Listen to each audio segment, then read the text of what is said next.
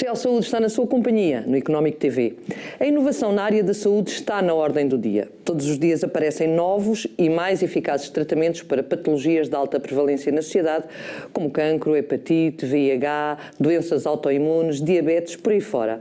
Mas nem todos conhecemos o processo de investigação até que o tratamento esteja no mercado e à disposição dos utentes. Este vai ser o tema do Especial Saúde de hoje: inovação e novos medicamentos. Vou conversar com Maria do Carmo Fonseca, Francisco Batel Marques e Manuel Carrondo. Muito obrigada aos três por terem aceitado o meu convite e estarem hoje aqui comigo. Professora Maria do Carmo, começo pela senhoras primeiro. A inovação... Gosta, não é? A inovação em saúde entrou, de facto, numa vertente quase diária das nossas vidas, ou seja, faz manchetes de jornal, abre telejornais, nem sempre pelos melhores motivos, mas o que é certo é que se fala muito em inovação. Poucos sabemos, de facto, o que é que este percurso todo da inovação terapêutica, de tratamentos, etc., medicamentos, etc., o que é que demora, de facto, em termos de investigação para chegar às nossas casas. É um processo lento e complicado, não é? É um processo lento e complicado, mas ainda bem que nós temos este boom de notícias que chegam realmente ao mercado e aos doentes, à população, porque senão as pessoas ficavam um bocadinho desanimadas cada vez que há uma notícia de uma investigação, de uma descoberta do ponto de vista de ciência. Sim. Nós terminamos sempre a dizer, bom, isto abre uma perspectiva de que se venha a desenvolver um novo medicamento, mas as pessoas depois ficavam à espera do tempo entre a perspectiva e realmente a chegada ao hospital, à farmácia, onde fosse. Okay. E, portanto, estas notícias de chegada à farmácia, ao hospital, à utilização de medicamentos inovadores é a prova de que realmente nós temos que continuar a fazer a investigação para que daqui a 5, 10 anos continuem a chegar novos medicamentos. Às vezes as pessoas confundem um bocadinho, não é, professora? Ou seja, quando se fala está em perspectiva, etc., eu faço ideia, os consultórios médicos muitas vezes e os hospitais, porque também as pessoas querem ter acesso à inovação. As pessoas querem ter acesso à inovação e é fácil confundir a descoberta da ciência e o medicamento inovador, porque realmente passa muito tempo. Varia, mas 10 anos, eu diria que é um tempo médio entre uma nova descoberta e a chegada ao mercado. Para que se consiga perceber lá em casa de uma forma mais concreta, ultimamente vemos aparecer muitas notícias nos jornais sobre a cura, não é bem a cura, mas pelo menos novos tratamentos que vão possibilitar uma melhoria de qualidade de vida fundamental na área do cancro, nas áreas oncológicas. Há quantos anos isto está a ser investigado, professora? Muitos, não é? Há muitos. Eu diria que 10 é um bom número para as pessoas ficarem com a noção de quanto tempo é preciso investir. E também há um aspecto muito importante, é que normalmente na indústria farmacêutica os novos medicamentos tendem a vir por ondas. Porque há uma grande descoberta que é revolucionadora.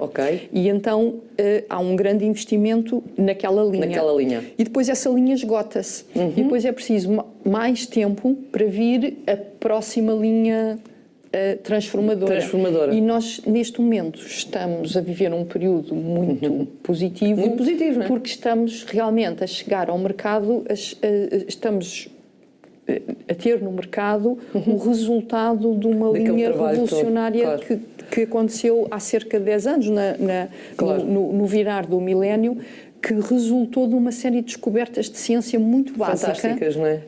E que naquela altura os cientistas diziam isto vai revolucionar, Claro. mas era difícil a sociedade realmente entender porque os medicamentos... Está à vista agora. Está à vista agora. Agora está à vista. Portanto, professor Francisco Batel Marques, bem-vindo também.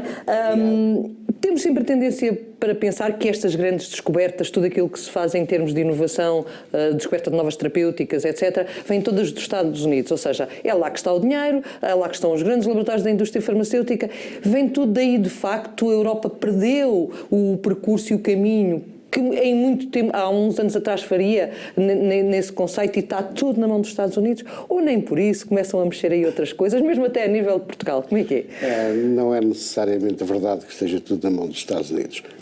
Temos de olhar para os indicadores que elegemos para aferir. Se nós olharmos para as 50 empresas no mundo que mais investem em investigação e desenvolvimento, 14 são farmacêuticas. 14. 14. E dessas 14, 7 são norte-americanas, 6 são europeias, e 2 também são europeias, mas são suíças, não são da União Europeia. Portanto, podemos dizer que está taco a taco. Andamos taco a taco se as contas não estiverem erradas. E uma japonesa. E, portanto, o total de investimento da Europa e dos Estados Unidos por parte da indústria farmacêutica, em termos de investimento da investigação e desenvolvimento, ronda os 30 mil milhões de euros ano, somando os investimentos das empresas. Agora, os resultados e as novas moléculas que surgem mais nos Estados Unidos do que na Europa, porque também é reflexo de que as companhias europeias promovem e desenvolvem muito mais investigação nos Estados Unidos do que na Europa. E, portanto, estamos, por exemplo, a falar das 2 maiores europeias, que são também que estão nas 5 maiores do ranking mundial, a Novartis e a Roche, por exemplo, que o de investigação e desenvolvimento, grande fatia é nos Estados Unidos. Portanto, em Portugal, na Europa, ainda estou a generalizar, na Europa há capacidade para se dar este boom e, de facto, em termos de novas moléculas, conseguirmos o mesmo estadio que os Estados Unidos, ou nem por isso? É difícil? Eu não ponho as questões em termos de competição entre os Estados Unidos, muito mais em termos de colaboração. A criação de uma agência europeia do medicamento é um avanço, um avanço. Não tem a cultura, dizia, que a FDA norte-americana ainda tem, porque os americanos iniciam a avaliação por parte do regulador. São mais céleres, não é? Aquilo que eu sinto é que eles são muito mais céleres. É mais fácil inovar nos Estados Unidos. Pois é isso. E aqui é mais burocrático, muito mais administrativo. É isso conta. E se formos então para Portugal, se calhar ainda é pior. O professor Manuel Carrondo, bem-vindo também. Já vimos aqui como é que está o mundo em termos de inovação, já vimos como é que está os 2 grandes polos, a Europa e os Estados Unidos, e Portugal. De facto, é possível fazer inovação em Portugal? De que maneira? Como é que temos crescido ou não? Pergunta difícil, eu sei. Portugal arranca de valores muito baixos e, portanto, obviamente que cresceu. E cresceu relativamente bem até há 8, 10 anos atrás. E depois estabilizou, o que não é mau. Neste momento, a mudança é uma mudança clara de paradigma da investigação.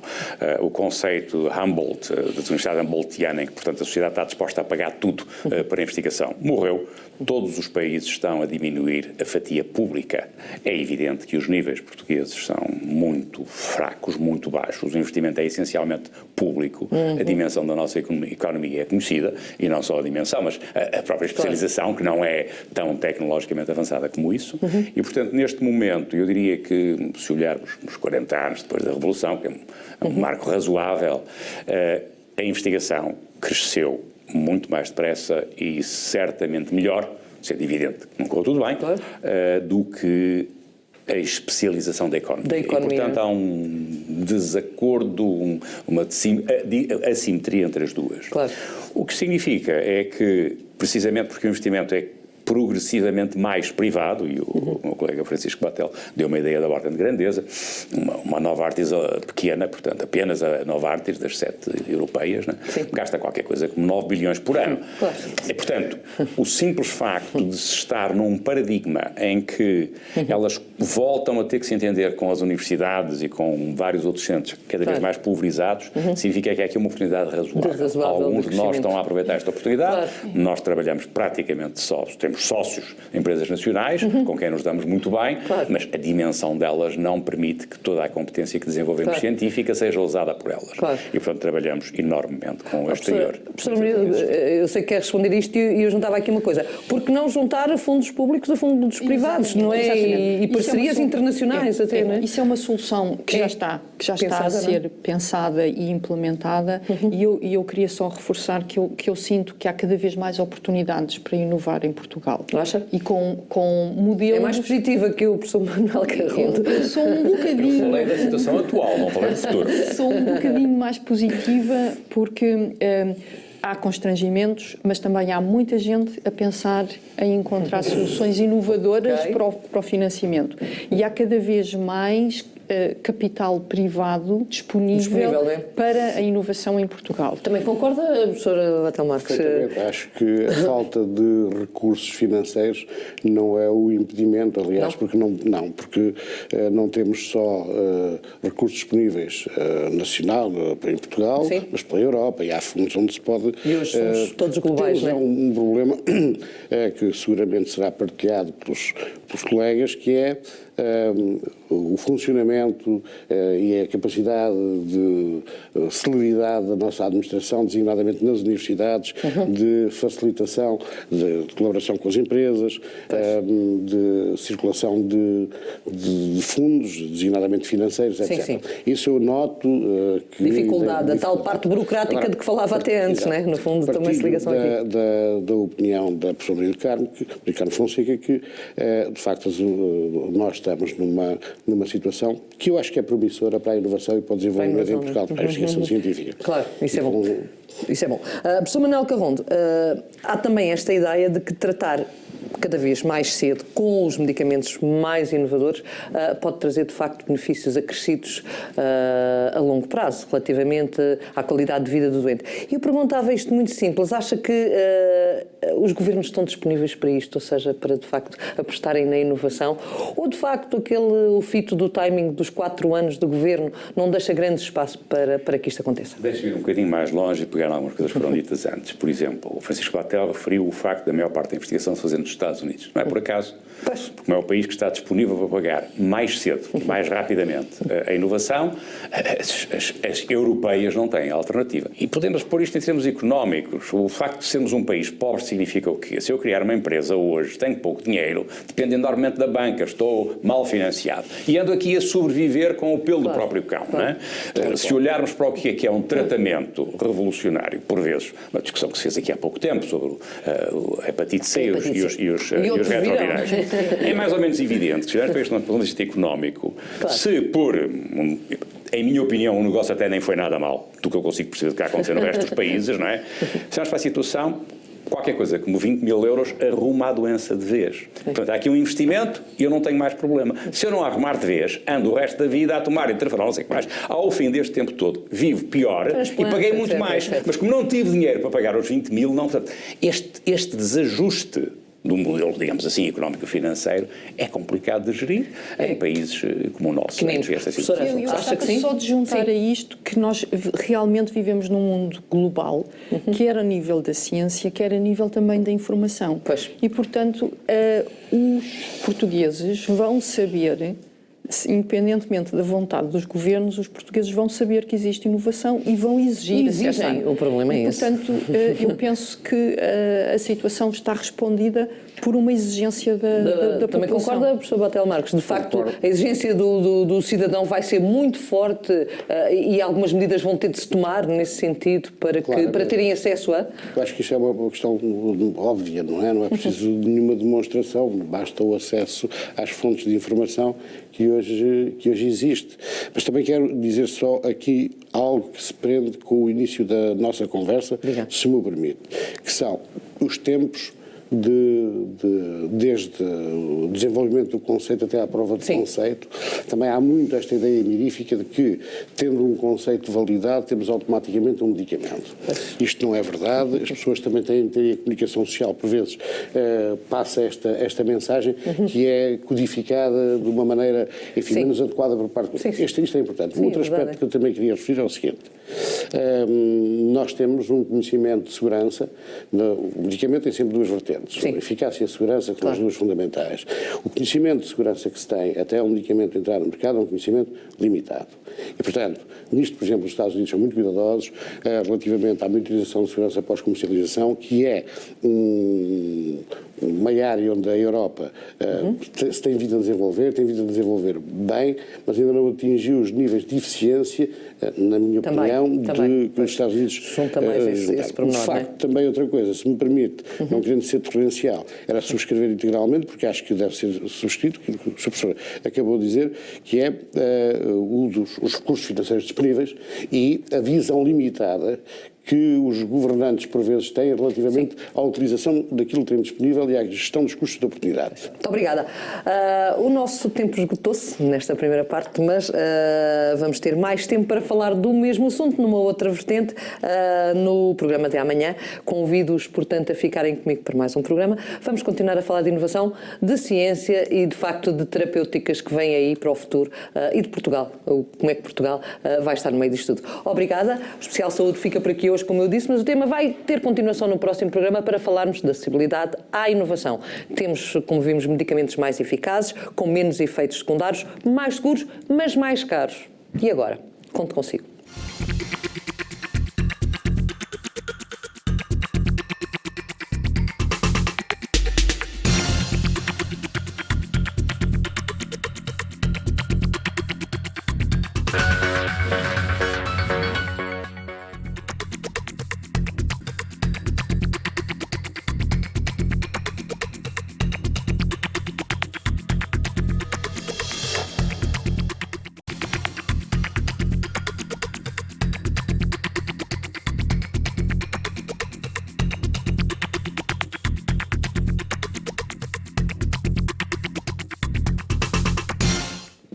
Especial Saúde está de volta hoje para continuarmos a conversa sobre inovação, novos medicamentos, desta vez centrado nos custos e também na acessibilidade à inovação. Com terapêuticas cada vez mais eficazes e com mais qualidade, é possível curar mais e dar mais qualidade de vida aos doentes. Agora, será que conseguimos dar acesso a todos aqueles do que precisam? É isso que vou ver com os nossos convidados de hoje, que são também os convidados de ontem. Maria do Carmo Fonseca, Francisco Patel Marques e Manuel Carrondo, a quem eu agradeço pelo regresso, digamos assim, porque já aqui tínhamos estado. Professor Francisco Patel Marques, começo pelo senhor e pela questão da inovação e dos custos, ou seja, porquê que é tão caro, de facto, chegarmos a uma inovação como estamos a chegar hoje, em que vemos de facto aparecer, como dissemos no programa anterior, muitos produtos novos para a oncologia, mas a preços que qualquer Estado diz, e agora? O que é que eu faço? Bom, nós temos de facto um problema entre aquilo que é uma necessidade social e a capacidade que as economias têm de pagar essa necessidade. E esse não tem solução, não há varinha mágica que consiga resolver esse problema. Vão ter de haver soluções criativas e inovativas, inovadoras, aliás, nesta matéria, e eu penso que o modelo e o paradigma de financiamento público dos medicamentos não pode continuar a ser aquele que temos, tem de continuar ou tem de passar a ser um outro, e designadamente por início do estudo inicial da capacidade orçamental e do impacto orçamental. Ok. Essa é a primeira questão. É por aí. Sabermos quanto temos para saber quanto vamos gastar e como vamos gastar. Professora Maria do Carmo, eu vou-lhe deixar a mesma questão, porque eu acho que esta questão é transversal e eu queria ouvir a vossa opinião. Como é que se resolve o problema dos custos da inovação? Porque cada vez mais, como vimos no programa anterior, as pessoas vão exigir. Exatamente. E agora? E realmente há um grande custo por trás de cada medicamento, claro, que não tem que ver diretamente com aquele medicamento, mas com todos os testes falhados. Porque isto é outra coisa que a sociedade tem que perceber, é que para nós conseguirmos ter um novo medicamento, temos que ter muitas ideias que não funcionam, e temos que fazer muita coisa vai para o lixo. A ciência parece que é um enorme desperdício, claro, mas são os bons exemplos que provam que não é um desperdício. Claro. E a questão é quem é que vai financiar esta fase de aparente desperdício.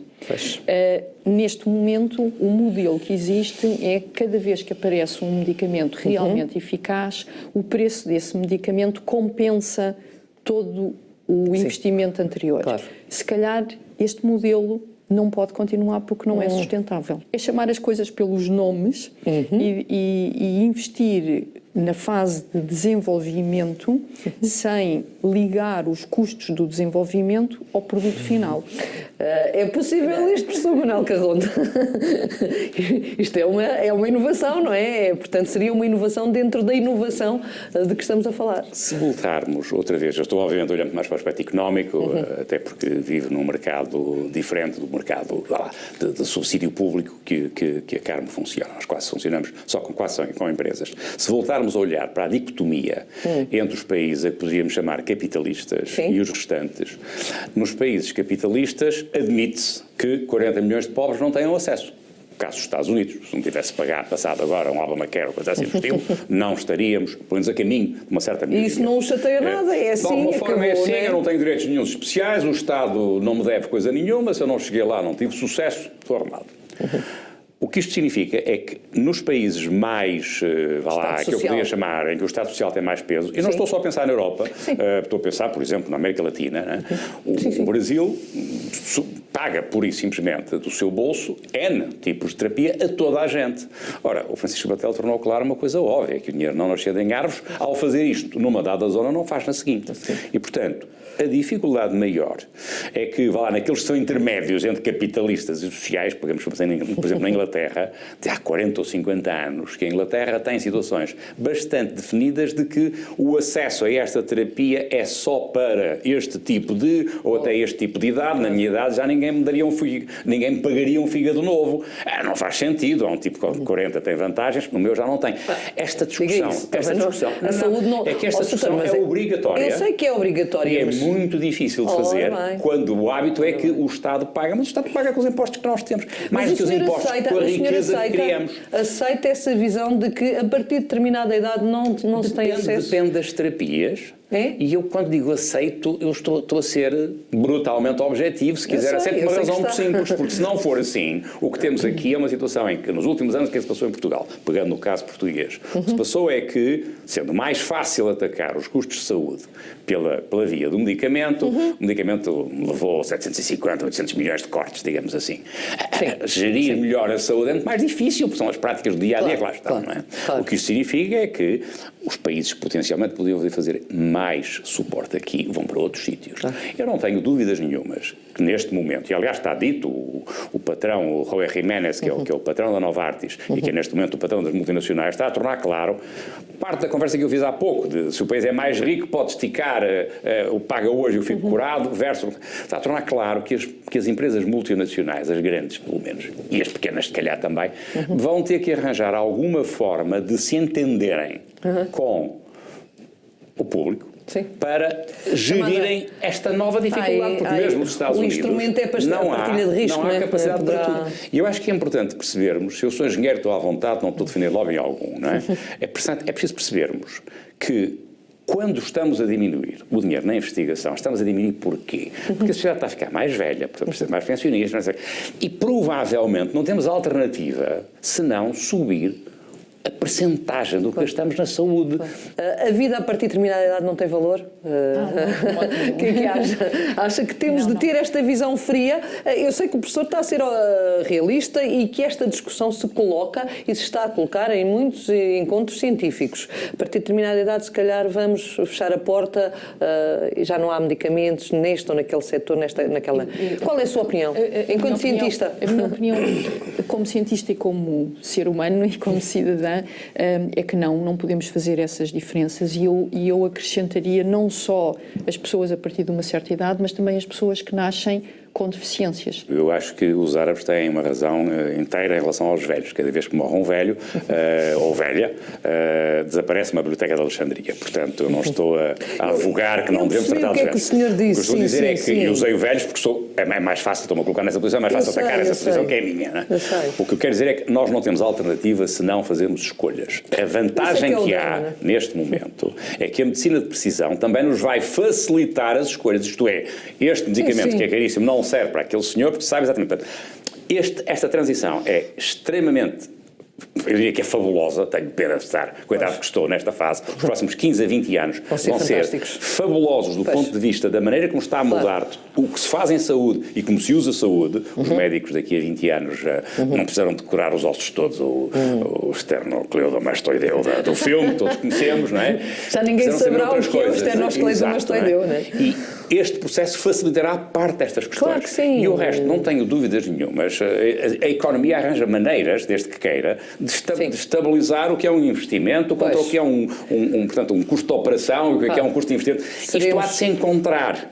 O que temos é uma situação que neste momento é crítica. Pronto, é normal. É instável, fabulosamente instável para o criativo, mas Acho que o Francisco tem Estamos razão. quase no final do programa, mas eu não queria deixar de lhes perguntar o que é que vocês, porque temos aqui 3 institutos completamente diferentes, ligados à área de investigação, saúde, etc. O que é que estão a fazer concretamente, professora? Comece por si. No caso do IMM, o que é que o IMM está a fazer? O IMM, como Instituto de Medicina Molecular dedicado à inovação em saúde, está a atuar nas 3 grandes áreas que permitem chegar à inovação. A primeira área é perceber melhor, descobrir como funcionam as células e as moléculas que fazem parte do nosso organismo. Porque sem saber muito bem o nosso funcionamento, nós não conseguimos saber como manipular. Esta é a primeira fase, é a fase da descoberta dos mecanismos fundamentais. Depois há uma segunda fase, que é, a partir destas descobertas, conseguirmos chegar a algo que se possa vir a ser um medicamento e como é que nós agora vamos fazer testes em, primeiro, modelos animais e depois em ensaios clínicos com voluntários e com doentes, para realmente chegar à fase de aqui temos um novo medicamento e ainda acreditamos que vamos conseguir ter um medicamento feito no IMM. Temos várias áreas quase a chegar lá. Mas isso é muito bom, não é? Temos todos muito orgulhosos e muito ansiosos. Claro. E há a terceira fase, que se prende com algo que o professor Carrono já começou a referir, que é a medicina de precisão, que é nós temos que saber quem são as pessoas que vão beneficiar de um determinado medicamento, porque todos os medicamentos inovadores não servem para toda a gente. Para toda a gente, é o medicamento à medida de... É o medicamento à medida do doente e da doença. E então, nós no IMM também damos muita importância a fazer a desenvolver metodologias, conceitos que possam ajudar, para sabermos qual é o doente certo que vai beneficiar dos novos medicamentos. Portanto, estas são as 3 áreas. Isto está muito bem. Professor Francisco Batelmarques, o que é que está a fazer de facto? Bom, a instituição não propriamente é. A instituição vocacionou-se profundamente para a investigação clínica e para ensaios clínicos de fase 1 a fase 3, maioritariamente na área de oftalmologia, mas também ensaios na área da neurologia e da cardiologia neste momento, portanto, alargando o leque. O objetivo é fundamentalmente acelerar o processo de desenvolvimento clínico. Porque estávamos muito mal e isso, as críticas eram constantes, de que de facto não conseguimos fazer. E continuam a ser. Continuam, né? Então, só um parênteses, em desfavor até da instituição, porque prejudica o tempo. Temos um problema gravíssimo em Portugal. Quando digo grave, não é um exagero de linguagem. E os colegas validarão esta questão. Hoje, a maioria dos desenvolvimentos dos ensaios, dos grandes ensaios clínicos, desenvolvem-se no ambulatório. E nós não temos capacidade em Portugal de fazer ensaios de ambulatório por uma razão muito simples. Isto não tem nada de científico nem de técnico, não se consegue pagar aos investigadores. É uma limitação brutal. E, portanto, recrutar doentes tem de se recrutar nos centros de saúde, tem de se recrutar no ambulatório. Este problema é um problema que temos de ultrapassar. Mas, muito rapidamente, também gostaria de dizer que estamos muito focados para o desenvolvimento de novas tecnologias em medicina, designadamente em oftalmologia, o desenvolvimento de técnicas de diagnóstico não invasivas, é um ponto onde temos avançado bastante e ultimamente na avaliação de tecnologias em saúde para efeitos de acelerar a sua chegada ao mercado, começando esta avaliação ainda em fases precoces de desenvolvimento clínico, ou seja, começando logo em fase 2 e quando o medicamento passa de fase 2 para fase 3, para podermos chegar ao mercado e ver até a própria viabilidade, do ponto de vista económico e financeiro, daquele produto no mercado. E não trabalhamos apenas para o mercado nacional, mas para o mercado internacional. Só uma última nota, à semelhança do que o Sr. Professor acabou de dizer, também a IBLI não depende de financiamento público e, felizmente, a grande fonte de financiamento até é internacional. E não nacional. Claro. Vamos agora para o Professor Manuel Carrono do IBET, não é? Portanto, nós temos tido, desde o princípio, uma situação em que nos víamos como uma interface para a economia, portanto, desde o princípio a preocupação era recrutar e organizar competências que, de alguma maneira, a Universidade produzia. Nossas parceiras também. Sim. Ao longo dos últimos 20 anos crescemos sobretudo com as multinacionais, o que significa que nós somos parte da investigação das multinacionais. Uma pequeníssima parte, não tínhamos ilusões sobre isso, mas parte de o que tem duas vantagens enormes. Por um lado, uma vez que se começa a trabalhar com eles, o processo é regular. Não tem que se concorrer por mais 10 questões todos os dias.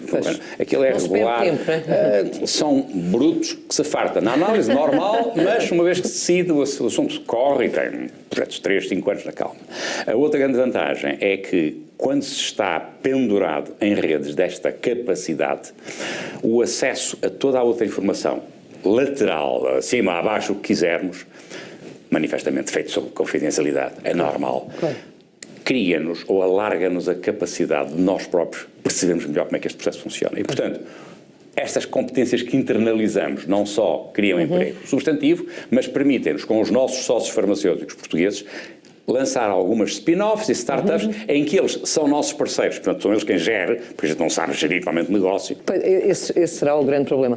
Esgotámos o nosso tempo, ficaram aqui ideias muito interessantes sobre, de facto, o que é que pode acontecer nos próximos anos em relação à inovação e ficaram até aqui conselhos que podem ser utilizados por quem de direito que fique à frente das instituições responsáveis.